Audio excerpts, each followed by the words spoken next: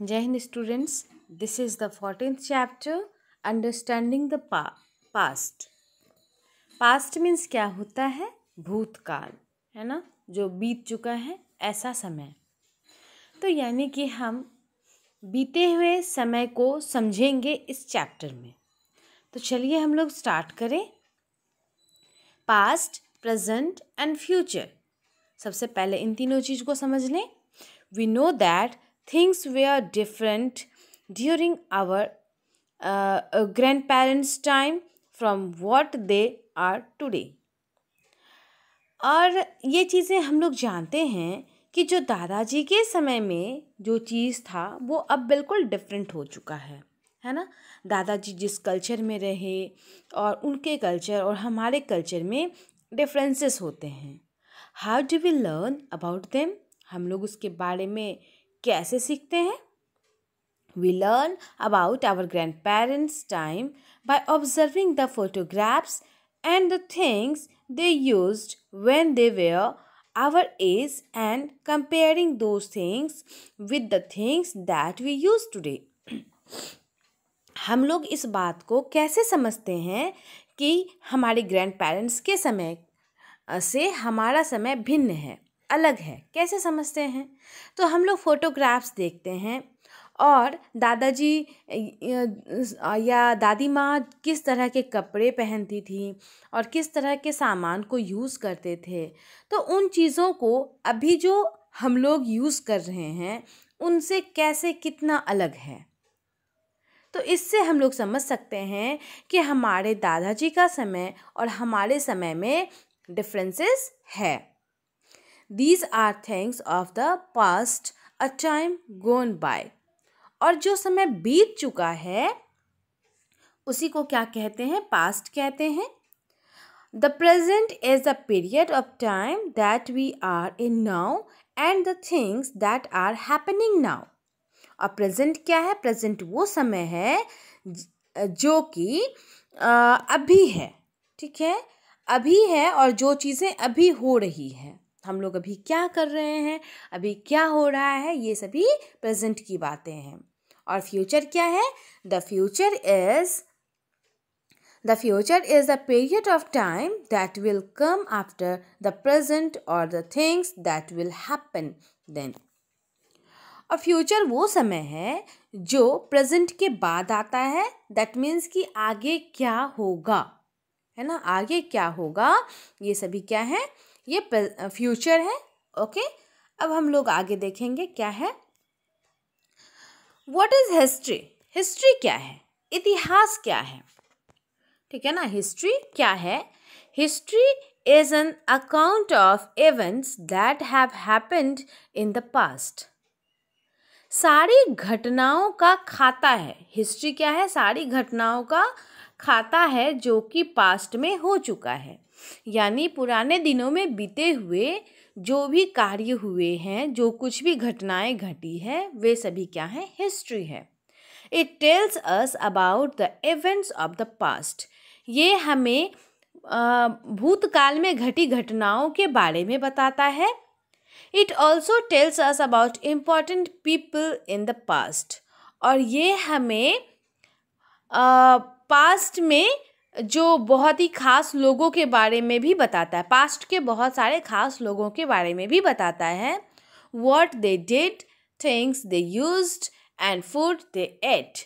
और ये भी बताता है कि what they did, उन लोगों ने क्या किया, things they used, उन लोगों ने किस तरह के सामान को इस्तेमाल किया और किस तरह के भोजन को वे लोग करते थे। इन सभी के बारे में भी हम लोग हिस्ट्री से जानते हैं। जैसे हम लोगों में से कितने लोगों ने महात्मा गांधी को देखा, जवाहरलाल नेहरू को देखा? बताओ, आपने देखा है? नहीं देखा है। हम लोग उसके बारे में कैसे जानते हैं? तो जिस माध्यम से हमें उसकी जानकारी होती है, उस समय वो कैसे थे, क्या पहनते थे, चरखा चलाते थे, हम लोग ये कैसे जानते हैं? वो हिस्ट्री के माध्यम से ही जानते हैं। चलिए फैक्ट क्वेस्ट हम लोग देखें क्या है। People who study the things that human beings used in the past are called archaeologists. और ऐसे लोग जो कि स्टडी करते हैं इन चीज़ों पर कि लोग पास्ट में कैसे रहते थे, कि इन चीज़ों का इस्तेमाल करते थे, उसको आर्कियोलॉजिस्ट कहते हैं। अब नेक्स्ट आते हैं हम लोग सोर्सेस ऑफ हिस्ट्री। हिस्ट्री के माध्यम क्या हैं, सोर्सेस क्या हैं, स्रोत क्या हैं, ये जाने। तो how do we know about people who lived thousands of year ago. हम लोग उनके बारे में कैसे जानते हैं, उन लोगों के बारे में कैसे जानते हैं जो कि हजारों साल पहले रहा करते थे। We observe the things that they used. हम लोग उनके सामानों को ऑब्जर्व करते हैं, जो सामान वे लोग इस्तेमाल करते थे। These things are called sources of history. और उन्हीं सामान को हिस्ट्री के, इतिहास के स्रोत कहे जाते हैं। Archaeologists have found many things made by human beings which give us clues about how they lived. These things are usually kept in museums. Let us learn more about them. और archaeologist ने बहुत सारे पुराने सामान का पता लगाया है, खोज निकाला है, और उन सारे सामानों को म्यूज़ियम में रखा गया है, संग्रहालय में रखा गया है। तो हम उन सभी चीज़ों के बारे में थोड़ा अच्छे से जानें, है ना। वो क्या, कौन से सामान है। तो सबसे पहले कॉइन्स, सिक्कों के बारे में जानें। जैसे कि अभी हम लोगों का 1 रुपया चलता है, 2 रुपया चलता है। अच्छा, आप लोग अपनी मम्मी से, अपने पापा से ये भी सुने होंगे कि पहले 25 पैसे का सिक्का भी चलता था, और 20 पैसे का सिक्का चलता था, और 10 पैसे, 5 पैसे, है ना। तो इन सभी के भी सिक्के चलते थे। तो अब बताओ, क्या आपने तो उसे नहीं चलाए, है ना। लेकिन फिर भी आपके घर में अगर आपकी मम्मी, आपके पापा, आपके दादाजी अगर उन सभी कॉइन्स को इकट्ठा करके रखे होंगे, तो आप ये तो समझ सकते हो कि उस समय किस तरह के सिक्के चलते थे, है ना। तो बस इन्हीं सब चीज़ों के बारे में हम लोग जानेंगे। Coins can give us information about the metals used in the past such as gold, silver और copper, and how skilled the people were. और सिक्के हमें इन सभी बातों की जानकारी देता है कि उन सिक्कों को बनाने के लिए कौन से धातु, कौन से मेटल का यूज़ किया गया है। क्या वो गोल्ड है, क्या वो सिल्वर, चांदी है, या तांबा है ना। और लोगों में कैसा स्किल था, बनाने का हुनर कैसा था। हुनर उसमें The inscriptions on the coins tell us about the time in which they were made. और उन पर लिखे हुए जो भी वर्ड्स हैं उन सिक्कों पर, वे हमें ये बताते हैं कि वे कितने साल पहले या कब बने थे वो, ठीक है। उनके टाइम के बारे में भी बताता है। अब हम आते हैं डॉक्यूमेंट्स के बारे में। डॉक्यूमेंट्स और written text are the best source of history because they give us direct information about people and events of the past. और डॉक्यूमेंट्स अगर मिल जाए, लिखे हुए कोई सबूत मिल जाए, कोई बुक मिल जाए, तो उससे और आसानी से पता लगाया जा सकता है उन समय के बारे में, उन तभी रह रहे लोगों के बारे में, है ना, और पुरानी घटनाओं के बारे में बहुत अच्छे से पता चल सकता है। अब आते हैं इको फैक्ट है, इसको देखें क्या है। People did not use vehicles in the past. This means that the air was much cleaner. और इसमें लिखा हुआ है कि पहले लोग व्हीकल्स का इस्तेमाल नहीं करते थे। पुराने ज़माने में किसी भी तरह के वाहन का इस्तेमाल, जैसे किसी भी तरह का गाड़ी, बस, ट्रक, है ना, ये सभी कार, ये सभी तरह की गाड़ियाँ पहले नहीं चलती थी, ठीक है। तो अगर मान लो कि व्हीकल से क्या होता है, वाहन से क्या होता है, पॉल्यूशन होता है, कार्बन मोनोऑक्साइड रिलीज होता है हमारे वायुमंडल में, है ना। तो तभी का जो एयर था वो बहुत क्लीन था, अभी के अपेक्षा पहले क्या था, बहुत क्लीन एयर था। ओके, अब हम लोग देखते हैं कि मॉन्यूमेंट्स क्या होता है? पुराने ज़माने में बनाया हुआ कोई भी किला, है ना, किसी भी किले को कहते हैं हम लोग क्या कहते हैं? मॉन्यूमेंट्स कहते हैं।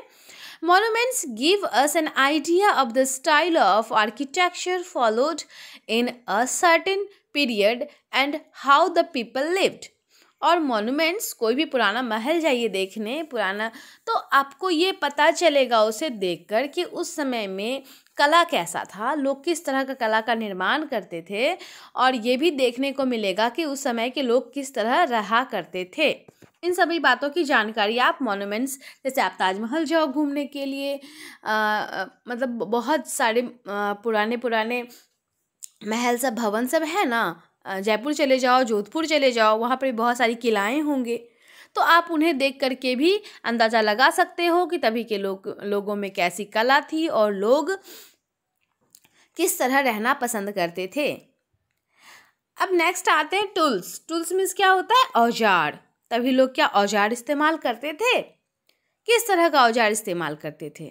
Tools help us understand how early human evolved to become what they are today. और पुराना औजार को आप देखकर ये समझ सकते हो कि पुराने लोग जो हैं वो जो अभी आज जो हैं वो डेवलप होने में क्या कुछ ये हुआ है, ठीक है। अभी जो बना है, tools help us understand how early human, कैसे पुराने लोग evolve to become the what they are today, अभी जो हैं वो बनने के लिए क्या कुछ किया है, टूल्स में क्या कुछ बदलाव आया है, पहले किस तरह के टूल्स थे और अभी किस तरह के टूल्स हैं। जैसे कि पहले जो है कि लोगों के पास कोई टूल्स ही नहीं था। जब कुछ धातुओं का पता चला, जैसे कि आयरन का पता चला, लोहा का, तब लोगों ने हथियार बनाना, औजार बनाना इस्तेमाल किया। और उससे भी पहले पत्थरों का इस्तेमाल करते थे। नुकीले पत्थर अगर मिल जाए तो उसी से क्या करते थे, जानवरों को मार डालते थे और फिर उसका मीट निकाल कर खाते थे। क्योंकि तभी तो कोई भी खेती नहीं करते थे ना, खेती तो बाद में स्टार्ट हुआ, खेती नहीं करते थे तो फिर क्या खाएंगे, किस पर जिंदा रहेंगे? जो नेचुरल फ्रूट्स वगैरह हैं उस पर, या नहीं तो किसी भी जानवर को मारकर उसके मीट को खाया करते थे। तो उसको मारने के लिए धीरे धीरे जैसे जैसे डेवलपमेंट होता गया और लोगों के माइंड में भी बहुत सारी बातें आते गई और बहुत सारी धातुओं का खोज हुआ और उसके बाद लोगों ने टूल्स, औजार बनाना सीखा। अब आते हैं कि हम लोग पेंटिंग्स के बारे में जानें। तो paintings are an important source of information since many stories are told through them. और पेंटिंग्स बहुत खास सोर्स हैं इंफॉर्मेशन के, क्योंकि उसके थ्रू जो है हम लोग बहुत सारी स्टोरीज को जान सकते हैं, है ना। पेंटिंग्स को देखकर बहुत सारी स्टोरीज को हम लोग जान सकते हैं। ये बहुत सारी कहानियाँ कहती है ये paintings. They give an idea of the daily life and practices of the people in the past. और ये जो पिक्चर्स है ना, ये हमें आइडिया देता है कि तभी का लाइफ कैसा था, तभी का डेली लाइफ कैसा था, लोग किस तरह से रहा करते थे पास्ट में। नेक्स्ट है टाइमलाइंस। टाइमलाइंस क्या है? अ timeline is a list of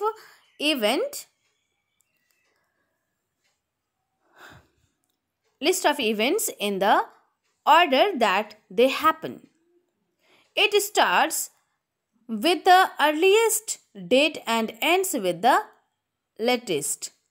A timeline helps us to know the date of events and also to know the time between two or more events. Timeline घटनाओं के list हैं जो कि ये बताता है। अब यहीं पर एक टाइमलाइन दिया हुआ है, आप इसे देख करके समझ सकते हो। इसमें क्या है कि ये है 2007 है, 2008 है, 2009, 2010, 2011, 2012। तो इसमें कौन सी घटनाएं हुई, ठीक है। तो ये इनके माध्यम से हम ये भी समझ सकते हैं कि जैसे आप देख सकते हो, सोनम वॉज बोर्न, 2007 में सोनम का जन्म होता है। 2008 में ये जो है चलना स्टार्ट करती है और सोनम स्पोक फर्स्ट सेंटेंस 2009 में पहला सेंटेंस वो बोलती है और 2010 में सोनम ज्वाइंट स्कूल और 2010 में वो स्कूल ज्वाइन करती है, यानी कि स्कूल जाने लगती है पढ़ने के लिए। 11 में क्या होता है, सोनम लर्नड हर अल्फ़ाबेट्स, और अल्फ़ाबेट क्या होता है, ABCD A to Z, यानी कि 2011 में सोनम को A से Z तक की जानकारी हो चुकी है। और 12 में सोनम्स ब्रदर वॉज बोर्न, और 2012 में उस सोनम का एक भाई जन्म लेता है। तो इसमें से हम कितने चीज़ों को फाइंड कर सकते हैं कि सोनम का भाई कितना छोटा है, ये भी हम लोग पता कर सकते हैं, क्योंकि 7 में सोनम का जन्म होता है और 12 में सोनम के भाई का जन्म होता है ना। तो ये कितना छोटा है ये पता कर सकते हैं। जैसे इसमें ये भी पता कर सकते हैं कि सोनम कितने साल की थी जब वो स्कूल ज्वाइन की, है ना। तो स्कूल ज्वाइन की है वो 2010 में और उसका जन्म हुआ है 7 में। तो आप देख लो कितने साल के बाद वो ज्वाइन की है स्कूल। तो ऐसे ही हम टाइमलाइन से क्या कर सकते हैं कि घटनाओं के बारे में पता लगा सकते हैं और उन घटनाओं के बीच गैप कितना है ये भी हम लोग पता कर सकते हैं। Okay, a timeline about your past will show you the year you were born in and in which year all the important events of your life happened। एक टाइमलाइन, अगर आपका टाइमलाइन हो तो वो आपके पास्ट में जो कुछ हुआ है और जिस साल हुआ है उन सब के बारे में बताएगा। किस साल आपने जन्म लिया, किस साल में आपने क्या किया, इस तरह से क्या इंपॉर्टेंट घटनाएं किस साल में हुई। Such as the year you started walking, जैसे कि कौन से साल में आपने चलना प्रारंभ किया। The year you started talking, और किस साल में आपने बोलना प्रारंभ किया। The year you started going to school, और किस साल में आपने स्कूल जाना शुरू किया, एंड सो ऑन। इसी तरह की जानकारियाँ इसमें मिलती रहेंगी। तो आपके टाइमलाइन के बारे में तो आपको पता ही होगा। इसी तरह से हिस्ट्री का भी क्या होता है, टाइमलाइन होता है। Okay, timelines are helpful since they help us in understanding the order of important events in the past। और टाइमलाइन ये बहुत ही हेल्पफुल होता है, सहायक होता है, ताकि हम पास्ट में हुई घटनाओं को क्रमबद्ध समझ सकें। ओके, और मैंने इसे तो अभी समझा ही दिया है। अब नेक्स्ट देखिए क्या है कि the timeline above shows important events that happened in Sonam's life till the age of 5, it is her past। और देखिए क्या है कि ये टाइमलाइन किसके बारे में बता रहा है, सोनम के बारे में बता रहा है। सोनम के 5 साल के एज तक को बता रहा है ना। और उन 5 सालों में क्या कुछ घटा, है ना। वो 5 साल की होती गई और उनके बीच बीच क्या कुछ घटा, तो इसके बारे में ये टाइमलाइन बता रहा है। ओके, तो बस चैप्टर यहीं पे एंड होता है। तो आप लोगों को इसे अच्छे से समझना है। और यहाँ पे आप देख सकते हो कि नीचे कीवर्ड्स हैं, है ना। इन सबको भी ध्यान से देखना है। आप यहाँ पर भी देख सकते हो, है ना। ये है कीवर्ड्स है, ये भी कीवर्ड्स है। ये सब आप लोगों को अच्छे से करना चाहिए। ओके, और जैसे कि अब आप इसमें फाइंड करना है, फाइंड आउट, खोजना है। क्या खोजना है, name an animal that lived thousands of years ago. तो ऐसे जानवर के बारे में पता लगाना है। एक जानवर का नाम लिखना है जो हजारों साल पहले रहा करते थे। ठीक है, आप पता करो, पूछो और कहीं से पता करो और फिर लिखो, है ना। इन सब के बारे में जानना है। ओके, और इसको करके आपको ऑब्जेक्टिव को सॉल्व करना है। Okay, thank you.